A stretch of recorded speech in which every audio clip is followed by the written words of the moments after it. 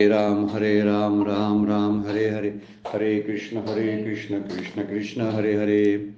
ब्रह्मानन्दं परमसुखदं केवलं ज्ञानमूर्तिं द्वन्द्वातीतं गगनसदृशं तत्त्वमस्यादिलक्ष्यम् एकं नित्यं विमलमचलं सर्वधी साक्षिभूतं भावातीतं त्रिगुणरहितं सद्गुरुं तं नमामि।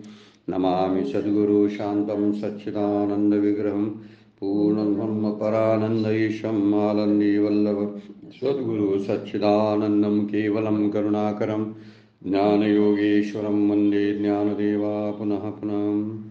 अलङ्कापुरी पुण्यभूमि पवित्र इति नादतो ज्ञानराजा सुपात्र तया आठविता महापुण्यराशी। नमस्कार माझा सद्गुरु ज्ञानेश्वरास। सर्व संतांना वंदन, सद्गुरूंना वंदन, ज्ञानेश्वर माऊलींना वंदन. आपणा सर्वांना वंदन करून आजच्या चिंतनाला प्रारंभ. काल आपण श्लोक क्रमांक 39 वर असणाऱ्या काही ओव्यांचा विचार केलेला होता. एतान्मे संशयम कृष्ण चेतु महर्ष शेषता त्वदन्य संशयशाशे चेतान विपपद्धते. तुझ्या वाचून माझा संशय कोण फेडणार नाही. आणि त्यासाठीच मी तुला हा प्रश्न विचारतो की त्यांची गती काय होते जे योगच्युत झालेले असतात, जे योगभ्रष्ट झालेले असतात. अंतकाळी समजा जर चुकून एखादी वासना अंतःकरणामध्ये जर घुसली आणि ती वासना अपूर्ण आहे अशी झाली तर एवढा सगळं केलेला सगळी साधना जी असते ती मोक्षापर्यंत घेऊन जाणारी साधना सुद्धा जरा मोक्षाच्या पाठीमागे घेऊन जाते. म्हणून म्हणलेलं आहे, आत्मसिद्धी न ठकेची आणि मागुते न येववेची ऐसा असतो गेला माझारेची आयुष्य मागून. असा आयुष्याचा सूर्य मावळतो आणि आयुष्याच्या संध्याकाळीच फार स्वतःला जपावं लागतं. त्याचं कारण मोक्ष ज्याला पाहिजे त्यांच्यासाठी चाललंय आपला विचार हा. ज्याला मोक्ष हवा आहे त्यांना आयुष्याच्या संध्याकाळी म्हणजे जेव्हा सूर्यास्त आयुष्याचा होणार आहे त्यावेळी आपली तयारी ठेवून चाललं पाहिजे. आपलं सगळं गुंडाळून तयार असलं पाहिजे. आपण आपल्याकडं आपली सगळी जायची जी शिदोरी आहे ते बोचकं बांधलेलं असलं पाहिजे. आणि तयारी असली कोणती पाहिजे की कोणत्याही क्षणी मी जाणार आहे तर माझं अवधान सुटता कामा नये. म्हणून या दोन्ही गोष्टीमधून काही साध्य होत नाही. दोन्ही दुरावली माऊली म्हणतात. तैशी दोन्ही दुरावली जे प्राप्तीत्व अलग ठेली आणि अप्राप्ती ही सांडवली श्रद्धा तया. होतं का संसाराचं वैराग्य असतंच अगोदर, त्यामुळे संसार करवत नाही. आणि मोक्षसुख हा थोड्याशा सूक्ष्म वासनेमुळे हातातून निष्ठून गेलेला असतो. अशावेळी त्याची परिस्थिती काय होते, ही दोन्ही दुरावली. आता आत्मप्राप्ती तर दूर राहिली आणि अप्राप्तीलाही दृढ श्रद्धेने टाकून दिलेले असतं असं माऊली म्हणतात. म्हणजे श्रद्धा दृढ असते पण कुठंतरी वासना जी असते ती वासना कुठंतरी थोडीशी सूक्ष्म वासना जी आहे ती सूक्ष्म वासना राहिलेली असते. कुठंतरी वाचतं. ज्ञानेश्वरीचा अभ्यास केला खरा अमृत अनुभवाचा अभ्यास करायचा राहून गेला. कशी एखादी सूक्ष्म वासना येऊ शकते बघा. वासना शुद्ध असण्याची शक्यता आहे पण शुद्ध काय आणि अशुद्ध काय ती वासनाच असते. जे आपल्याला जन्म मरणाला कारण ठरते ती वासना असते. मग ती कोणतीही असते ना का, जरी चांगली असली सद्वासना तर ती सद्वासनासुद्धा ती आपल्या जन्माला कारणीभूत ठरते. परंतु सद्वासनेमुळं काय होते ते आता आपण पुढं बघणार आहोत. हाच मुद्दा आहे. वासना राहते पण त्याची पण ती सद्वासना असते. असं नको तो मागत नाही. कारण संसाराचं त्यानं टाकलेलं असतं. इंद्रिय ग्रामावरून तो पुढं निघालेला आहे. त्यामुळे इंद्रिय त्याला त्रास देत नाही. इंद्रियाला त्याला ताब्यात ठेवलेला आहे. आता राहिला मुद्दा जो आहे तो थोडासा काहीतरी राहिला असेल. गुरूंची भेट राहिली होती आणि ती राहायची जायचं म्हणत चढ दिशी आयुष्य वाहून अस्ताला गेला आणि गुरूंची भेट व्हायची राहून गेली. असं वाटते कधीतरी की अमुक माझा शास्त्र अभ्यास होता तो राहून गेला. अशा काही सद्वासना शिल्लक जरी राहिल्या तर त्या मोक्षाला प्रतिबंध करतात. किती सावधानतेचा इशारा आपल्याला ज्ञानेश्वर माऊली देतात. यावरून आपल्या लक्षात येतं तैशी दोन्ही दुरावली म्हणजे वैराग्यामुळे संसार आणि आयुष्य संपल्यामुळं मोक्ष. या दोन गोष्टी बाजूला पडल्या म्हणून त्याला कुठंच स्वर्गाची इच्छा नाही म्हणून स्वर्गात सुद्धा जायची काही गरज नाही. इकडे नरकात जायची गरज नाही, संसारात यायची गरज नाही. मिश्र कर्म जेव्हा होतात तेव्हा माणूस जन्म मिळतो. पाप पुण्य जेव्हा समान समान होतात त्यावेळी माणूस जन्म होतो, मनुष्याचा जन्म मिळतो. पाप अधिक होतात तेव्हा नरकात जावं लागतं, पुण्य अधिक होतात तेव्हा स्वर्गात जावं लागतं. याचं काहीच कशातलंच काय नसतं. आणि त्यामुळं ह्याच्या इच्छेप्रमाणे आता तो कुठे जाऊन तरी भोगणार आहे पुढे. आता आपण विचार करणार आहोत त्याच्यावर. आणि माऊली म्हणतात की दोन्ही मात्र गेलेले असते. आणि म्हणून मृत्यूच्या समयी आपली स्मृती जी आहे ती शिल्लक राहिली पाहिजे. मी आता कोणत्या स्थितीमध्ये आहे, मी आता जायला लागलेलो आहे, मी जातो तर सावधान व्हायला पाहिजे. ज्ञानेश्वर माऊलीला मी हाक मारलं पाहिजे, त्यांच्या ओव्या म्हणत म्हणत म्हणत आपण चिंतन करत बसलो पाहिजे. तुकोबांचे अभंगात विचार केला पाहिजे, आचार्यांच्या श्लोकांचा विचार केला पाहिजे. आणि असा करत करत सावधानता ठेवली पाहिजे, म्हणजे मरणाचा क्षण साधता येतो. चढदिशी जाणार आहे म्हणून तयार राहायला लागतं. सावध नसेल तर परमात्मचिंतन सुटतं आणि चुकून प्रपंचाचं चिंतन सुरू होतं. कधी कधी प्रपंचाचं चिंतन सुरू होतं, मृत्यूचा समय आलेला आहे आणि समोर एखादं नातलग कोणतरी जवळचे आलेत तर त्या नातलगाबद्दलची काही कर्तव्य शिल्लक राहिली असण्याची शक्यता आहे. काही नातलगाने आयुष्यभर त्रास दिलेला असतो, तो त्रास आठवण्याची शक्यता आहे समोर बघितल्यामुळं. मृत्यूच्या समयी अशी गोष्ट होता कामा नये. कदाचित भूतकाळात आपण केलेल्या पापांची पण आठवण होण्याची शक्यता असते. हे झोपेच्या वेळेचं उदाहरण आपण घ्या, फार विचार करावा लागत नाही, आपल्याला लक्षात येतं. मृत्यूचा समय म्हणजे झोपेचा समय. दिवसभर जसं आपण कामात असतो तसं आयुष्यभर कामात असल्यानंतर शेवटची झोप म्हणजे मृत्यू. दिवसभरच्या कामानंतरचं जे विश्रांती आहे त्याला आपण झोप म्हणतो. आणि ही झोप दीर्घकाळाची असते त्याला मृत्यू म्हणतात. बाकी त्यामध्ये काही फरक नसतो. म्हणून दिवसभर समजा आपण काहीतरी उलाढाली आणि पापकर्म जर केली असतील, कुणाला फसवलं, लबाडी केली, कुणाचे तरी पैसे बळकावले, कुठंतरी नोकरीच्या ठिकाणी भ्रष्टाचार केला, कुठल्या तरी एखाद्या व्यक्तीला आपण त्रास दिलेला असतो, तर संध्याकाळी जर आठवला तर झोप येत नाही. झोपेमध्ये प्रतिबंध कसा होतो तसा प्रकार आहे, बोचणी लागते. तसे आयुष्य कुठंतरी पाप केलेल्या भूतकाळातल्या गोष्टीची बोचणी लागण्याची शक्यता आहे आणि चित्त विचलित होऊ शकतं. कधी कधी या आप्त स्वकीयांचा मोह असतो, तो मोह कधी कधी त्रास देतो. कधी कधी शारीरिक व्याधी ज्या आहेत त्या शरीराचा मोह सुद्धा सुटत नाही. मी निघालो आणि माझं अमुक काम करायचं राहिलेलं आहे. काही वेळा काही व्याधी ज्या असतात त्या व्याधीच्या वेदनेमुळं मोक्षाचा विचार करता येत नाही. इतक्या कळा कुठेतरी चालू असतात जाताना तर जाता अशा जर वेदना शरीरात कुठेतरी व्हायला लागल्या तर वेदनेकडे एकाग्रता होते आणि भगवंताकडे एकाग्रता राहून जाते. अशा वेळी मोक्ष हातातून निसटण्याची शक्यता आहे. आपण जे बोलायला लागलोय कुणाबद्दल माहिती आहे काय? खूप साधना ज्यानं केलेल्या आहे आणि जो मोक्षाच्या तीरावरती उभा आहे त्याच्यासाठी बोलायला लागलोय. म्हणून मोक्ष रेखी आला भाग्य विनटला, साधूचा अंकिला हरिभक्त. हरिपाठामध्ये माऊली बोलतात, मोक्ष रेखे आला भाग्य विनटला. असा भाग्यवंत आहे तो. अशा भाग्यवंताचं बोलणं बोलायला लागलोय आपण बरं काय. हे इतरांना हे लक्षात येणार नाही.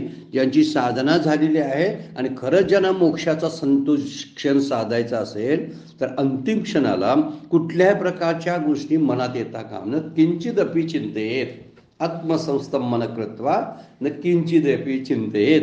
असं उपरमेध झालेलं मन चित्त असलं पाहिजे की संसाराचा विचार सुटला, शरीराच्या व्याधीवर लक्ष नाही आहे आणि भूतकाळाची आठवण नाही. 2-3च गोष्टी आहेत, शरीर वेदनात्मक दुःख, आप्त स्वकीयाच्या मोहांचं दुःख आणि पापस्मरणाचं दुःख. या 3 दुःख आणि मोह शेवटच्या क्षणी आठवण्याची शक्यता आहे. म्हणून आपण विचार केला पाहिजे. पापस्मरणाचं एक आठवतं जी भूतकाळामध्ये मला आठवलं, त्यामुळं मला त्या आठवणीमध्ये चित्त विचलित होतं. दुसरी गोष्ट आप्तस्वकीयाबद्दलचा मोह, तो मोह त्रास देत असतो. काहीतरी माझ्यावर अवलंबून असलेल्या एका व्यक्तीला मी तसंच टाकून निघालो, आता ते कुणाच्या आधारावर जगतील असा आप्तस्वकीयाचा मोह शिल्लक राहण्याची शक्यता असते. आणि तिसरं असूच शकतं हे गॅरंटेड, शरीराच्या व्याधीचं दुःख. शरीराचा मोह असतो, मोहामुळंच व्याधीची जाणीव होते. शरीरातून जर बाहेर पडला असेल ना तर ते होणार नाही. माऊली म्हणतात की तो बाहेर पडलेला आहे सगळ्यातून, पण चुकून शरीराची व्याधी इतकी बळावली तर तिकडं कॉन्सन्ट्रेशन व्हायची शक्यता आहे आणि इकडलं आत्म्याचं अनुसंधान सुटण्याची शक्यता आहे. म्हणून तो दोन्हीला मुक्तो असं वर्णन केले. त्यातली शेवटची ओवी त्यासाठीच आहे. ऐसा दोहाला अंतरला काजी, दोन्हीला ह्या अंतरला जो श्रद्धेच्या समाजी बुडाला तया होजी कवनगती. आणि जो श्रद्धेमध्ये बुडालेला असतो तर त्याची गती काय होते. आपण मराठीमध्ये म्हण आहे ना, तेलही गेले तूपही गेले हाती दुपाटणे आले. एक हातात धरायचं असते ना, दोन्हीकडे त्याला कोलगड भाग असतो. मग कुठंतरी ती पूर्वीची कथा सांगतात ना की एखाद्या वाण्याकडे आपण तेल आणायला गेलो, तेल घातलं, मला तूप पण पाहिजे. तो म्हटला तूप कशात घेतोस, आहे की म्हटला पाठीमागं जागा आहे. म्हणून त्याला फिरवलं, त्या तेल सांडलं आणि त्यात तूप घ्यायला लागला. तूप घातलं पण तेल सांडलं म्हणून वाण्यानं सांगितलं, परत फिरवलं तर मग तूप पण सांडलं. दोन्ही जाण्याची शक्यता असतं. तसा मोक्षांतरला आणि संसाराचा तरी मोहच नव्हता, संसाराबद्दलचं वैराग्य आहे. ऐसा दोहाला अंतरला काजी, जो श्रद्धेच्या समाजी बुडाला तया होजी कवन गती, त्याला कोणती गती प्राप्त होईल. आत्मप्राप्तीच्या कार्याविषयी तो अंतरलेला आहे आणि भविष्यातलं आपलं इष्टकार्य होईल याविषयी त्याला कोण खात्रीनं सांगत नाही. त्यामुळे असा श्रद्धेच्या समुद्रामध्ये तो बुडालेला आहे. त्याला भविष्य काळामध्ये त्याची गती काय होते, त्याला कोणती गती मिळते, फार सुंदर असे प्रश्न आता अर्जुनाने विचारलेले आहेत. आणि हे प्रश्न आपल्यासाठी आहेत बरं काय, त्याने विचारलेत म्हणजे आपल्या कारणासाठी. 436 नंबरच्या ओळीपर्यंत या 2-3 श्लोकांचा अर्थ आपण घेतलेला आहे. 37, 38 आणि 39 असे 6व्या अध्यायातील श्लोक आहेत. आता भगवंत जी उत्तर देणार आहेत ना, ती उत्तरं आपल्याला किती आश्वासक आहेत, किती आधार देणारे आहेत यावरून कळतं. नंतर आपल्याला आधार कुणाचा असणार आहे. जर असं जर झालं असतं तर प्रत्येक जन्मात येऊन साधना करावी लागली असती पहिल्यापासून.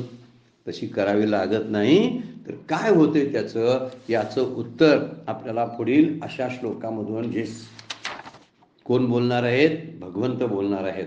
श्री भगवान वाचो पार्थ नैवेह नामुत्र विनाशस्तस्य विद्यते नहि कल्याणकृत कश्चित दुर्गती तात गच्छति. अशाची कशी दुर्गती होईल भगवंत सरळ सांगतात. बाबा अर्जुना, आयुष्यभर साधने करणाऱ्या त्या साधकाचा नाश इह लोकात म्हणजे पृथ्वी तलावर तर होतच नाही आणि परलोकातही नाही. परलोकात सुद्धा नाश आहे, हा त्यातला मुद्दा आहे. जसा इही लोकामध्ये नाश आहे म्हणजे केलेली सगळी कार्य व्यर्थ जातात, तसं स्वर्गातले सुद्धा परलोक शब्द वापरलाय. या पारलौकिक ठिकाणी सुद्धा राहणं म्हणजे आपल्या पापपुण्याचा ऱ्हासच आहे त्या ठिकाणी.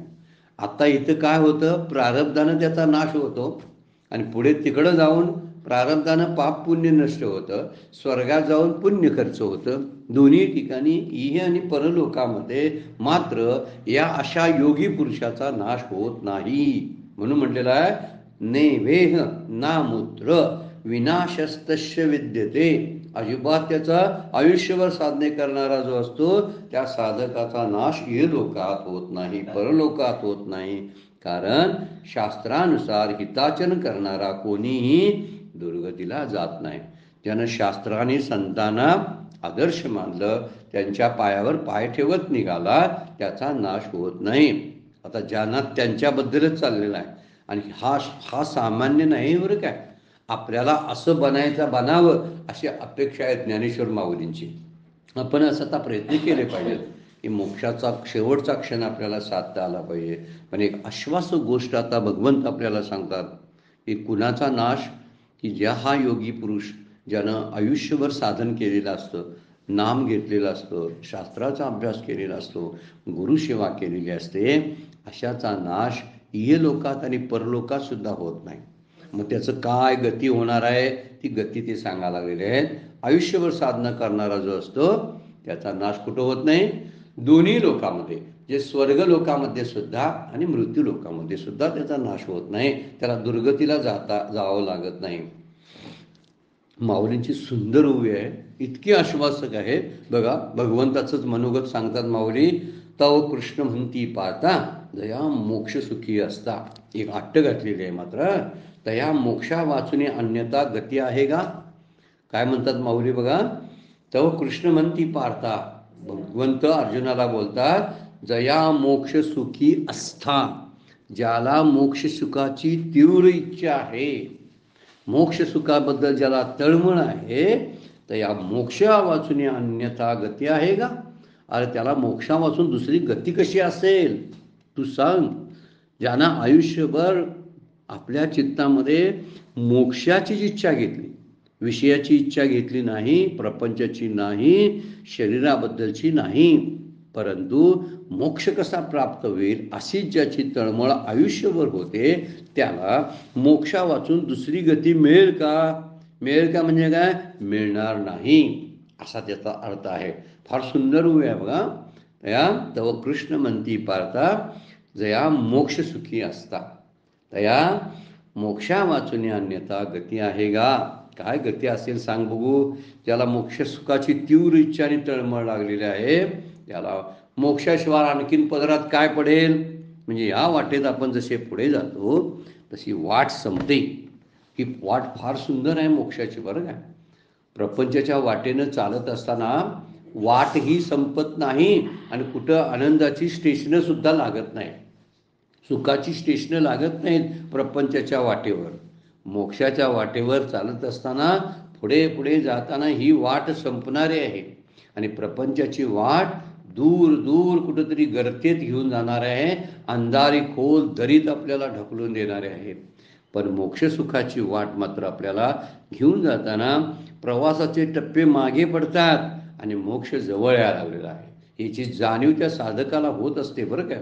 आता काही क्षणावरती, काही अंतरावर आता दृष्टीला मोक्ष दिसतो. हे सगळं बोलणं, सगळं शाब्दिक बोलणं आहे बरं काय. त्यावरून समजून घ्यायचं, याला वेदांताचा आधार देऊन चालत नाही. मोक्ष दिसायला आला म्हणजे दिसणारा मोक्ष असतो का असा प्रश्न एखाद्या बुद्धीतून निर्माण होऊ शकतो. पण कशा कल्पना आहे त्या की समोर मोक्ष दिसायला लागलाय, मोक्षाच्या काठावर आता उभा आहे आणि उभा असताना जे बोलणं आहे त्याबद्दलच चाललेलं आहे की प्रत्येक प्रवासाच्या टप्प्यावर, मोक्षाच्या वाटेच्या प्रत्येक प्रवासाच्या टप्प्यावरती सुखाचा अनुभव येतो. कशाबद्दल आपण हा चर्चा करायला लागलोय. प्रपंचाची वाट चालत असताना कितीही प्रपंच करा, ह्या जन्मात येऊन, पुढच्या जन्मात येऊन, अनेक जन्मात येऊन जरी केला तरी आपल्याला आनंदाचं कुठं टप्पे सापडणार नाहीत. म्हणून मोक्षसुखासाठी केलेली साधना सुद्धा आनंदमय असते आणि प्रपंचासाठी केलेले कुठलंही कष्ट जे असतं ते अंती दुःखातच रूपांतरित होतं. म्हणजे ते कष्ट वाया जाणार आहे, त्यात मिळत काही नाही. आणि सीन तरी आहे प्रवासाचा. प्रपंचाच्या प्रवासात सीन आहे आणि प्राप्ती काहीच नाही. मोक्षाच्या प्रवासामध्ये आनंद आहे, नाही प्राप्ती झाली तरी आनंदाचा अनुभव त्यानं घेतलेला असतो. मोक्षाचा जरा का असना त्याला जायला लागला लेश जो असतो तो लेश आनंदाचा त्यांना अनुभवलेला असतो प्रत्येक क्षणाला. ज्यावेळी तो नामात असतो, ध्यानात असतो, ज्यावेळी जगावरती प्रेम करतो त्यावेळी प्रत्येक क्षणाला तो आनंदाचा अनुभव घेत असतो. पण प्रपंचाच्या वाटेवर चालताना पण सीन आणि पोचल्यावर तरी काय पोचणं कुठं नाहीच, पोचणं कुठंही नाही.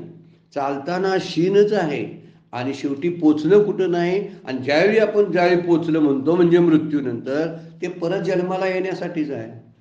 पण मोक्षाच्या बाबतीत म्हटलं, जर मोक्षाची नुसती आस्था बाळगली म्हणजे मोक्षाची इच्छा जरी बाळगली तर त्याला मोक्ष का प्राप्त होणार नाही, त्याला अन्य गती कोणती मिळणार आहे सांगा बघू. म्हणून मोक्षाच्या परमार्थाचा प्रवासावर प्रत्येक टप्प्यावर आपल्याला आनंदाचा अनुभव येतो. प्रपंचाच्या कुठल्याच टप्प्यावर आपल्याला दुःखाखेरीज काही भेटत नाही. म्हणून प्रपंचात कुठंच जाणं नसतं, कुठं पोहोचणं नसतं, चालणं, जमणं, त्रस्त होणं याखेरीज प्रपंचात दुसरं काही नाही. चालतंय म्हणजे कुठं जातंय. परमपूज्य आपल्या आदरणीय मंदाताई आपलं एक उदाहरण, कुत्र्याचं उदाहरण देतात. ते उदाहरण कुठून तरी ते कुत्रं जे आहे ते कुत्रं चालत असतात बघा रस्त्याला, हायवेला पण कुठं आपल्याला कुत्री भेटत असतात, अगदी निवांत पुढे चाललेले असतात. तर ते कुठे चाललेले असतात, काही नाही, कुठंच चाललेले नसतात. त्यांना कुठंच काही करायचं नसतंय, उगीच चालत असतात. आम्ही प्रापंचिक त्या कुत्र्यासारखेच आहोत. ते नुसतं चालतोयच आपण. कुठं चाललाय म्हटलं की काय सांगता येत नाही. कुठं चाललाय म्हटलं की कुठं चाललोय आपण, कुठंच नाही. आणि ही जर गोष्ट लक्षात ठेवली तर जसं कुत्रं दिवसभर चालत असताना कुठंच पोचत नाही, तसा जीव फक्त या प्रपंचामध्ये चालत राहतो, प्रवास करत राहतो, कुठंच पोचत नसतं. नुसतं चालणं होतं आणि शीण येतो, फक्त त्रस्त होतो. त्यामुळं पुन्हा पुन्हा सुरू करावं लागतं, कारण कुठंच पोचलेलं नसतो. परत सुरुवात करावी लागते. कधी परमार्थाचे प्रवासाचे टप्पे हे ठरलेले असतात, पुन्हा ते चालावे लागत नाहीत. एका स्टेशनवर आपण गेलो तर मागं यावं लागत नाही. प्रपंचाची जी स्टेशनं आहेत ना, ती स्टेशनं सगळी जिथं आपण गेलेलो असतो त्यानंतर मृत्यूनंतर परत पहिल्या बाजूनच यावं लागतं. सापशिडीच्या खेळासारखा प्रकार आहे हा. इतकं सगळे टप्पे चालले, पण सापाच्या तोंडात नाही गेला तर ना. एवढी सगळ्या शिड्या चढत गेलेला असतो तो, पण चढता चढता जर सापाच्या तोंडात गेला तर पुन्हा शून्यवर आणि येतो, परत शून्यापासून. हा प्रपंचाचा प्रवास आहे. प्रपंचाचा खेळ म्हणजे सापशिडीचा खेळ आहे. त्यातली शिडी असेल तर मोक्षाची सापडली तर बरं आहे, पण चुकून जर सापाच्या तोंडात सापडलं काळरूपी तर हा काळ परत शून्यावर आणून ठेवतो आणि शून्यापासून परत प्रवासाला सुरुवात करावी लागते. परमार्थाच्या साधनेचं तसं नाही. पारमार्थिक साधनं जी असतात ती जिथं जातात तिथूनच पुढे. समजा जिथं गेला तिथं मृत्यू पावला तर पुढच्या जन्मामध्ये तिथून प्रवासाला पुढे चालू. किती सुंदर आहे बघा. म्हणून परमार्थाचे प्रवासाचे टप्पे हे ठरलेले असतात आणि पुन्हा चालावे लागत नाही, म्हणून त्याला मोक्षाशिवाय अन्य गती नसते. म्हणून प्रपंचात काही किती मिळवलं तरी पुढील जन्मात ते भोगायला मिळत नाही, हे कायम लक्षात ठेवायचं. कितीही मिळवा. माझे आता 10 कोटी रुपये माझ्या नावावर शिल्लक आहेत, धरून चालूया आपण. नाहीत माझ्याकडे, पण म्हणूया आपण, उगीच कल्पना करायला काय बिघडलं. माझ्याकडे काही 10 कोटी रुपये शिल्लक आहे. आता हे शिल्लक असलेले 10 कोटी मी तसेच ठेवलेत, कारण मला ते काढायचे जमले नाही आणि माझा मृत्यू झाला.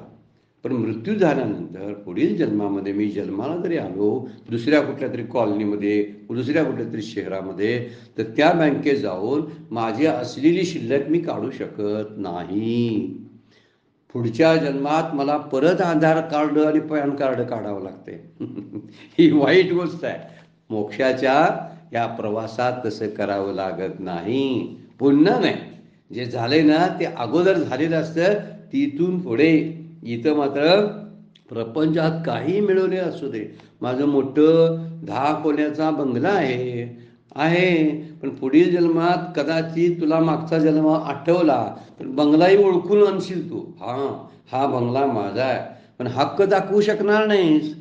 तिथं तुझे कोणच नसतील. आता ह्या जन्मात तुझे नातलग सुद्धा बदलतात, तुझं घर बदलतं, तुझं रूपडं बदलतं, तुझा देह बदलतो. म्हणजे परत संसाराचा जो बदल आहे तो मला लागू पडतो. मोक्षाच्या वाटेवर तसं होत नाही. पारमार्थिक साधना या पुढील जन्मात मात्र उपयोगी पडतात. ह्यावेळी ज्ञानेश्वरीचा अभ्यास अर्धा करून झाला होता. अर्धा होताच मधीच गेला. 6 अध्याय सांगितले आणि गेला. पण गेला तर पुढच्या वेळी येताना 7व्या अध्यायाची तयारी करून येईल, कारण अगोदरचे 6 अध्यायाचा परत त्याला अभ्यास करावा लागणार नाही. तसं प्रपंचामध्ये नाही. त्यामुळं प्रपंचातली कुठलीही संपत्ती माझ्याबरोबर येत नाही. संपत्ती 3 प्रकारची सांगितलेली आहे शास्त्रानं: धन, पुण्य आणि ज्ञान. ह्या तिन्ही संपत्तीमधलं मोक्षाचं असणारं जे आत्मज्ञान आहे ते आत्मज्ञानच आपल्याबरोबर येतं. ही धनसंपदा जी आहे ही मृत्यू लोकात उपयोगी पडते. पुण्याची संपत्ती आहे ती कदाचित जर स्वर्गलोक मिळाला तर स्वर्गात उपयोगी पडते. ज्ञानाची संपत्ती ह्या दोन्ही लोकात उपयोगी पडते आणि मोक्ष द्यायला कारण बनते. मग आपल्याला कुठली संपत्ती प्राप्त केली पाहिजे? साधन संपत्ती हेची माझे धन, सकळ चरण विठोबाचे. तुकोबा सरळ बोलतात, साधन संपत्ती हेची माझे धन. कोणतं? सकळ चरण विठोबाचे. मला विठ्ठलाच्या चरणाखेरीज माझी साधन संपत्ती धन काय नाही. माझं धन माझा विठ्ठल आहे. नाम हेच माझं धन आहे. या पलीकडं माझं धन नाही. त्यातला पाप आणि पुण्याची गतीचा विचार नाही. पाप पुण्य ही गती देणारे दोन घटक आहेत, कायम लक्षात ठेवायचं. पापाला ही गती आहे आणि पुण्याला ही गती आहे. ज्यांना अधिक पुण्य प्राप्त केली ती पुण्यही संपणार आहेत, पापही संपणार आहेत, धनही संपणार आहे. धन आणि पुण्य संपतात. क्षिणे पुण्ये मर्त्य लोकम विशांती. क्षिणे पुण्य शब्द वापरला. क्षिणे म्हणजे ज्याचा क्षीण आहे असं पुण्य पण आहे. त्यामुळे पुण्य सुद्धा संपणार आहे. मी स्वर्गातले भोग दिव्य भोग आहेत पुढे आपण बघणार आहोत, पण दिव्य भोग भोगल्यानंतर भोगणे याचा अर्थ संपन्नच आहे ना. भोगणं म्हणजे खर्च करणं आहे. ज्याला खर्च आहे, व्यय आहे, ते मिळवून का उपयोगाचं आहे. म्हणून इथं म्हणलेलं आहे अन्य गती मला नको आहे. धनामुळं मृत्यूलोक मिळेल. धनामुळे मृत्यूलोकात त्याचा उपयोग होईल धनाचा. पुण्याचा उपयोग जर जास्तच पुण्य असेल तर मला स्वर्गलोकासाठी मिळेल. पण दोन्ही धन मृत्यूलोकात संपतं आणि पुण्य स्वर्गलोकात संपतं. राहतं शिल्लक ते ज्ञान. म्हणून सगळ्यात सर्वश्रेष्ठ संपत्ती आपली कोणती असेल तर ती धन आहे. तो म्हणजे मोक्षणे आत्मज्ञान आहे. ते आत्मज्ञानामध्ये वाटेकरी नसतात. त्याला मुलं वाटा दाखवायला येत नाहीत. ते या जन्मात खर्चून संपत नाही किंवा पुढचा जन्मही त्यांना मिळवून जाऊ शकतो. समजा जर असा अर्धवट राहिला, मोक्षही नाही आणि संसारही नाही, तर पुढच्या जन्मात मोक्ष प्राप्त करायची त्याला गॅरंटी असते. म्हणून शेवटचे जन्म असतात. बऱ्याच असे सिद्ध पुरुष असतात ना, परमपूज्य डॉक्टर काकांसारखे आहेत, शेवटच्या जन्मामध्ये असतात ते. आणि त्यामुळं त्यांना पुन्हा जन्माला यायचं नाही. ते फक्त आता आपल्या जन्माचा विचार करतात, ह्यांचे जन्म कसे चुकवावेत म्हणून. आता चुकवायचे काय नाही, आमच्या साधनेवरती अवलंबून आहे. हा विचार इथं सांगितलेला आहे. धन पुण्य ज्ञान या तीन संपत्तीपैकी ज्ञान नावाची संपत्ती सर्वश्रेष्ठ आहे. धन आपल्याला बरोबर येत नाही. जिंदगी में बहुत कुछ कमाया, कमाए हीरे मोती, लेकिन क्या करे यार, कपन को जेब नहीं होती. कपनाला किस्सा असता तर बरं झालं असतं. म्हणजे मी मृत्यू लोकातलं धन मी घेऊन गेलो असतो. पण धन घेऊन जाता येत नाही, घर घेऊन जाता येत नाही, नातले घेऊन जाता येत नाहीत, देह घेऊन जाता येत नाही. देह सुद्धा इथं टाकून जायचा आहे. मग जर जायचं असेल तर मला एकट्याला प्रवास करताना असं काहीतरी हलकं पाहिजे हातात, ज्याला पिशवी लागत नाही, ज्याला ठेवायला किस्सा लागत नाही. असं काहीतरी वस्तू पाहिजे ना, ज्यासाठी बॅग वापरावी लागत नाही, ज्यासाठी किस्सा लागणार नाही, ज्यासाठी कुठल्या वाहनाची गरज नाही. असं मला वाहतूक करून नेता येण्यासारखी एकच गोष्ट आहे, ते म्हणजे आत्मज्ञान, ज्ञानाची प्राप्ती. म्हणून साधना जी आहे ना, ती साधना आपल्याबरोबर येते, सूक्ष्मदेहाबरोबर. म्हणून तीच घेण्याचा प्रयत्न करावा. जे माझ्याबरोबर येतंय तेच प्राप्त करण्यासाठी धडपड करावी. जे माझ्याबरोबर कधीच येत नाही त्याचे दुर्लक्ष करावं आणि त्याच्याबद्दल असणारा हव्यास दिवसोंदिवस त्याच्या इच्छा कमी करत यावं. याला साधना म्हणतात. म्हणून इथे विचार जर केला तर मागचा जन्म काही पुरुषांना, दिव्य पुरुषांना चुकून असं झालं असेल. राजा भरताची गोष्ट सांगितली जाते भागवतामध्ये. प्रसिद्ध कथा आहे राजा भरताची, की ज्याला 3 जन्म घ्यावे लागले चुकीमुळं. त्याच्या चुकीमुळं म्हणजे शेवटची वासना हरणाच्या पाडसामध्ये गुंतलेला होता. आणि हरणाच्या पाडसामध्ये गुंतलेला असताना त्यावेळी असं काय झालं आणि त्यामुळं हरणाचा जन्म प्राप्त झाला. पण हरणाच्या जन्मामध्ये सुद्धा त्याला मागील जन्माचं स्मरण होतं. हे फार महत्त्वाचं आहे. भरत राजाला ते स्मरण होतं, कारण स्मरण रूपानं होतं. कारण तो जेव्हा हरिण झाला ना, तेव्हा हिरवी पानं खायचं नाही. तो जे खायला लागत होतं ना हरणाला, तर वाळलेली पानं खायचं. का? वैराग्यामुळं. काय खाऊ नये, शरीराला टिकवून का उपयोग आहे. त्यांना आपली ती हरणाची जी आई वडील जे होते ना, तो कळप होता, तो कळप सोडून तो एकटाच राहायचा. बघा भरताचं चाललंय आपलं चरित्र. आपण भागवतामध्ये जे वर्णन केलंय, एकटेच भरत राहायचे. हरणाच्या जन्मासुद्धा त्यांना स्मरण होतं आणि त्या स्मरणात सुद्धा त्यांनी वैराग्य सोडलं नाही. त्यामध्ये कुटुंबात राहत नव्हते. आत्ताही सुद्धा आपल्याला बघायला मिळतात. काही कुत्री असतात बघा, कथा ऐकत बसलेली असतात. प्रवचन ऐकतात. आमच्याकडे मी पाहिलेले कुत्रा आहे, मी पाहिलेलं लहानपणी ज्या ठिकाणी दरवर्षी शिवलीलामृत ग्रंथ वाचला जायचा, अजूनही जातोय तो, वाचला जातोय इकडे गावाकडे. आणि त्या घरातलं एक कुत्रं असायचं, ते श्रावण सोमवारी जो तिसऱ्या सोमवारी ग्रंथ वाचला जायचा, ते कुत्रं सकाळपासून दिवसभर काहीही खायचं नाही आणि ते ग्रंथ वाचन जिथं सुरू आहे ना तिथं बसलेलं असायचं. आणि जेव्हा ग्रंथ वाचून त्याचं उद्यापन होईल आणि प्रसाद वाटप झाल्यानंतर ते मग परत तोंड लावायचं अन्नाला आणि मगच ते खायचं. हे हे पाहिलेलं बरं काय. अजून आपल्यापैकी बऱ्याच जणांनी ह्या गोष्टी पाहिलेल्या असतील. आजही काही मंदिरामध्ये कुत्री बघायला मिळतात, त्यावेळी ती उपवास करतात असं बघायला मिळते आपल्याला. उपवास करतात, तेही उपवास धरतात, तेही त्या मंदिराच्या सानिध्यात राहतात. ह्याचं कारण काय माहिती आहे काय, मागील जन्माची योगभ्रष्टता असते. ती योगभ्रष्टात झाल्यामुळं, म्हणजे योगच्युत झाल्यामुळं, अशा योगच्युत झालेल्या पुरुषाची इथं स्थिती आहे. म्हणून मागील साधनेचे अंतःकरणावर झालेले संस्कार जे असतात तेच पुढे येत असतात. म्हणून अन्य गती त्याला का मिळेल असं माऊली बोलतात. काय म्हणतात, ज्याला मोक्ष सुखाची तीव्र इच्छा आहे, जया मोक्ष सुखी असतात तया मोक्ष वाचुनी अन्यथा गती आहे का. अशी गती कशी प्राप्त होईल सांगा. ज्यानं पुण्याची प्राप्ती केली, खूप काही मिळवलेलं असतं, जे त्याच्याबरोबर त्याला नेता येतच त्याच्याबरोबर. नेणं हा प्रकारच नाही, तो त्याच्याबरोबरच येत असतं. असंच का प्राप्त आपण करू नये.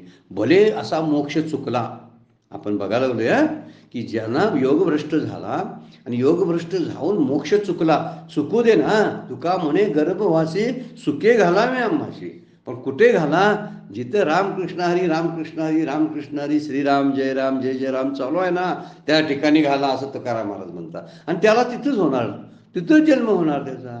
त्याला अशा विवंचना नसणार प्रपंचाच्या.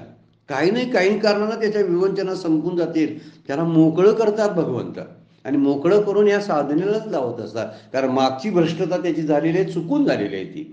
त्याच्यात थोड्याशा सूक्ष्म वासनेमुळे चुकला भ्रष्ट शब्दाचा त्याला लागूच पडत नाही. म्हणून योगच्युत शब्द वापरणं चांगली गोष्ट आहे. योग भ्रष्ट म्हणण्यापेक्षा योगच्युत म्हणावं. योगच्युत म्हणजे काय, त्या एका स्थानावरून तो खाली आला, एवढीच गोष्ट त्याची घडली. याचा अर्थ त्या स्थानावर तो पुराण जाणार नाही असं नाही बरं काय, जाऊ शकतो. म्हणून तो विचार इथं मला सांगितलेला आहे. माऊली म्हणतात खचून जाऊ नका म्हणतात. ते आपली साधना वाया गेली की काय, आपण केलेलं वाया गेलं की काय, असं म्हणायची काय गरज नाही. त्याची नोंद झालेली असते आणि त्या नोंदी पुढच्या जन्मामध्ये विचारात घेतल्या जातात. पण प्रपंचातली मोठी मोठी कार्य, तलाव बांधली, कुणाला अन्नदान दिलं, ह्या सगळ्या गोष्टीचा विचार पुढील जन्मामध्ये मिळत नाही, हे मात्र निश्चित आहे. म्हणून आपण काय करावं हे या गोष्टीवरून आता ठरतं. म्हणून माऊली बोलतात मोक्षाशिवाय त्याला अन्य गती नाही. म्हणून प्रापंचिक कार्याचा फारसा विचार करू नये. पोटापुरतं प्रापंचिक कार्य, पोटापुरतं काय म्हणलेलं आहे, पोटापुरते काम अगत्य तो राम. तुकाराम महाराज कशी सोडवणूक करतात आपले. पोटापुरतं काम अगत्य म्हणजे पहिला नंबर कुणाला द्यायचा, राम. अगत्य तो राम, पोटापुरतं काम एवढंच जर केलं ना, त्याचा राम जो आहे ना त्याला बरोबर शेवटच्या क्षणाला खांद्यावरून घेऊन जातो. त्याचं मरणसुद्धा सुखानं होतं, दुःखानं नाही. तो विवळत मरणार नाही, कुठंतरी असा रस्त्याला पडून मरून जाणार नाही, तर तो आरामात शांतपणाने, त्याला मरणाची सूचना मिळून मग तो जाणार आहे. त्याला सूचनासुद्धा मिळतात की तो आता कधी जाणार आहे. ज्ञानेश्वर माऊलींचे संदेश जर मनापासून आपण ऐकलेत आणि लक्षात ठेवले, फॉलो केले, तर निश्चित आपल्याला माझं मरण सुधारता येतं. जन्म सुधारायचा आहे तो मरणामध्येच आहे. कृतार्थता असते ना, ती कृतार्थता शेवटच्या क्षणावर ठरत असते. त्यामुळे अगोदर आपण काय केले ना याला फारसं महत्त्व नाही. आदरणीय परमपूज्य डॉक्टर काका आपल्याला सांगतात की ते म्हणतात आपलं तारुण्य कसंही खटपटीत झटपटीत पाप पुण्यात काहीतरी गेलेलं असतं. खूप पाप घडण्याची तरुणपणात शक्यता असते ना, असू देत. ते म्हणतात म्हातारपण आपलं कसं जातं याला फार महत्त्व आहे. कारण पाठीमागं प्राप्त केलेल्यावर अवलंबून असतं म्हातारपण आपलं. पण आपल्या म्हातारपणामध्ये आपण स्वतःला सावधानतेनं या वाटेनं नेता आलं पाहिजे. शरीराचा भरवसा नाही आणि त्यामुळे शरीरावर विसंबून राहून चालणार नाही. इथं म्हणतात पुढची ओवी, परी येतुले हेची एक घडे, जे माझारी विसावावे पडे, तेही परी ऐशनी सुरवाडे, जो देवा नाही. पण त्याला कुठेतरी मुक्काम एक पडतो, कारण मोक्षापर्यंत जायचा प्रवास राहिलाय ना. इंद्रिय ग्रामोनी निघाला आणि कुठं असतेची या वाटा लागला. आत्मसिद्धीच्या पुढीला नगरा यायला, त्या नगराला यायला निघालाय ना. मग जाता जाता काय झालं, नगर तिथं जवळ दिसायला लागलं, पण मरण आलं. आणि मरण आलं, एवढ्या जवळ दिसते पण जाऊ शकला नाही, तिथंच मृत्यू पावला तरी सुद्धा तो अशा ठिकाणी त्याचा विसावा असतो. ज्ञानेश्वर माऊली म्हणतात, येतुलिनी हेची एक घडे, एवढंच घडतं जे माझारी विसावावे पडे, मध्येच त्या साधकाला काही काळ विश्रांती घ्यावी लागते. पण तेही परी ऐशेनी सुरवाडे, जो देवो नाही. पण ते सुख जर असं असतं की जे इंद्राधिक देवांना सुद्धा प्राप्त होत नाही, असलं तो विश्रांतीचे सुख घेत असतो. मध्ये जो गॅप त्याला पडलेला असतो ना, तो मध्ये विश्रांतीमध्ये असतो, तो पूर्ण विश्रांतीमध्ये. त्याला स्वर्गही नसतो आणि त्याला मृत्यूलोकही नसतो. आता स्वर्ग आणि मृत्यूलोक दोन्हीही कसे आहेत, त्रस्त करणारे दोष आहेत त्या दोन्हीमध्ये. हे दोष नसलेलं निर्दोष आयुष्य त्याच्या वाटेला येईल, असं वर्णन ज्ञानेश्वर माऊली करतात. म्हणून ती विश्रांती देखील इतकी श्रेष्ठ प्रकारची असते की इंद्राधिक देवांना सुद्धा ती प्राप्त होत नाही. म्हणजे इंद्राधिक देवांना का प्राप्त होत नाही, तर इंद्राधिक देव हे इत्यादी सगळ्या देवदेवता या स्वर्गामध्ये राहतात, आणि कुठल्या तरी लोक आहेत ना, त्या लोकांमध्ये राहत असतात. पण त्या ठिकाणी प्रत्येकाना, इंद्राला सुद्धा पुण्य संपल्यावर खाली मृत्यूलोकात यावं लागतं. आहे पुढे 9व्या अध्यायामध्ये आपण बघणार आहोत. ब्रह्मदेवाला मृत्यू आहे, सगळ्यांना मृत्यू आहे. मग सगळ्यांना मृत्यू जर असेल, देवदेवतांना सुद्धा, आपण तरी क्षुल्लक असे मनुष्य प्राणी आहोत. त्यामुळं आपलं आयुष्य काही जरासं कमी असते त्यांच्या मनानं. त्यांचं कधी कधी कितीतरी कल्प आयुष्य असतं ब्रह्मदेवाचं. सांगितले ना, एक रात म्हणजे केवढी, ती पुढं आपण बघणार आहोत. ब्रह्मदेवाची एवढी रात म्हणजे किती कल्प असतात ते, या सगळ्या गोष्टीचा विचार आहे. पण आहे मात्र, म्हणून म्हटलेलं आहे का, आम्ही सेकंद काटा, त्यांना जर तास काटा म्हटलं तर आम्हाला सेकंद काटा म्हणायचं. आम्ही सेकंद काटा का, बर मेला संपला. आणि त्यांचं तास काटा शिस्ती हे, पण काटाच आहे, चालणं आहे, गती आहे, त्यामुळे संपणारच आहे.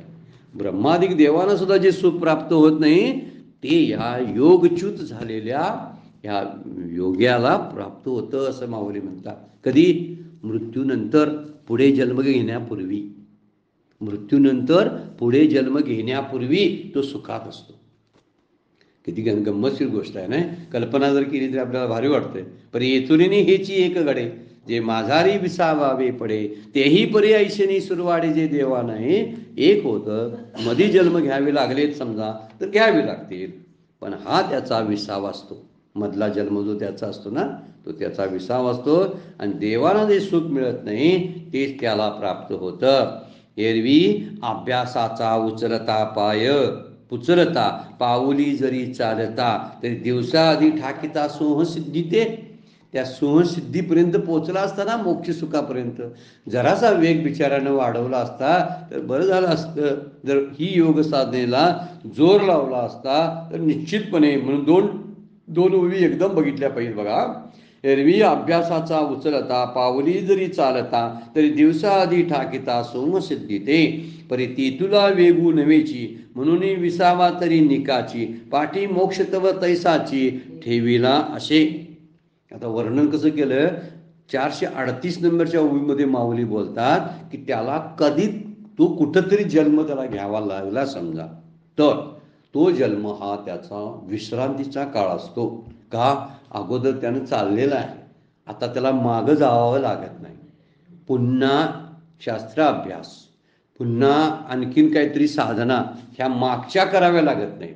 आता जे साधना कुठली थोडीशी राहिलेली आहे, या सूक्ष्म वासनेमुळे त्यांचा मोक्ष अडला होता, त्यासाठी राहिलेली साधना करायसाठी त्याचा जन्म असणार आहे. पण तो इतका सुखामध्ये असतो की ते सुख इंद्रादिक देवांच्या पेक्षाही श्रेष्ठ दर्जाचं असतं. ते इंद्रादेवांना मिळालं सुद्धा नाही, कारण ते पण कशात तरी इच्छाच असतात ना त्यांच्या, आणि काहीतरी त्यांचे विषयच असतात. स्वर्गलोकामध्ये सुद्धा ते भोगण्याच्या तयारीमध्ये असतात, त्यामुळे त्यांची पण इच्छाच असते. पण आत्ता माऊली बोलावले 439 आणि 440 नंबरच्या ओळीमध्ये बोलताना म्हणतात, की त्याला जे मिळणार आहे ते सुख फार वेगळ्या प्रकारचं आहे. पण त्यानं जर असं केलं असतं, जरासा पाय गडबडीनं टाकला असता, जरासा वेग वाढवला असता, कारण समोर ते दिसतं ना मोक्ष, मग समोर दिसणाऱ्या मोक्षाला जायचं होतं, पण मागचा वेग कमी होता म्हणून चालू शकला नाही तिथंपर्यंत. जर वेग वाढवला असता तर पोचला असता. माऊली असं बोलतात. बघूया आपण पुढच्या चिंतनामध्ये. वेळ संपलेली आहे, आपल्याला थांबावं लागते. आजची सेवा सद्गुरूंच्या चरणी, भगवान ज्ञानेश्वरांच्या चरणी अर्पण करूया. विराम घेऊया. पुंडलिक वरदा हरी विठ्ठल श्री ज्ञानदेव तुकाराम